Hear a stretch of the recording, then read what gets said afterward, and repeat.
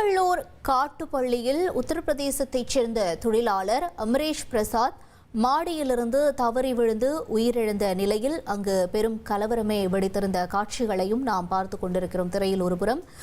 தற்பொழுது இது பற்றிய அண்மை தகவல் என்னவென்றால், வடமாநில தொழிலாளி உயிரிழப்பிற்கு 5 லட்சம் ரூபாய் இழப்பீடு வழங்குவதாக முக்கிய தகவல் வெளியாக இருக்கிறது. விவரங்களோடு இணைந்திருக்கிறார் செய்தியாளர் பாஸ்கர். வணக்கம். தற்பொழுது இந்த அறிவிப்பு தொடர்பான விவரங்கள் என்ன?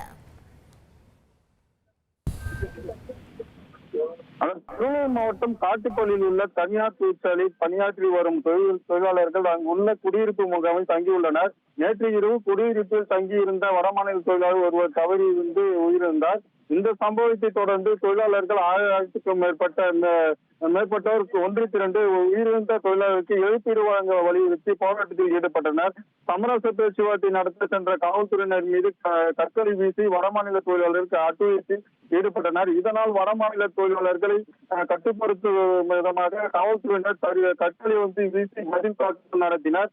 தொடர்ந்து தடியடி நடத்தியும் கண்ணீர் புகை கொண்டு வீசியும் காவல்துறையினர் வடமாநில தொழிலாளர்களை குடியிருப்பிற்குள் விரட்டி அடித்தனர்.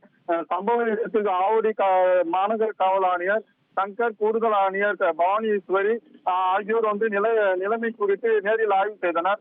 தொடர்ந்து தொழிற்சாலை மேலாளர் மற்றும் அதிகாரிகளை அழைத்து கொண்டு காவல்துறையினர் உயிரிழந்த தொழிலாளர்களின் உறவினர்களுடன் பேச்சுவார்த்தை நடத்தினர். இந்த பேச்சுவார்த்தையில் உயிரிழந்த தொழிலாளர்களின் குடும்பத்திற்கு 5 லட்சம் ரூபாய் இழப்பீடு வழங்கிடவும் தொழிலாளர்களின் சடலத்தை விமானத்தில் கொண்டு செல்ல ஏற்பாடு செய்வதாக தொழிற்சாலை நிர்வாகம் உத்தரவாதம் அளித்துள்ளது.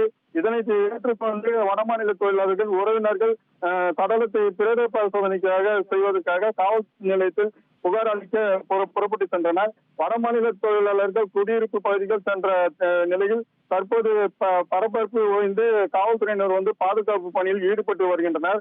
பொன்னேரி வட்டாட்சியர் சோமசுந்தரம் சம்பவ இடத்தில் முகாமிட்டுள்ளனர். தொடர்ந்து இங்கு காவல்துறையினர் பாதுகாப்பு பணியில் ஈடுபட்டு உள்ளனர்.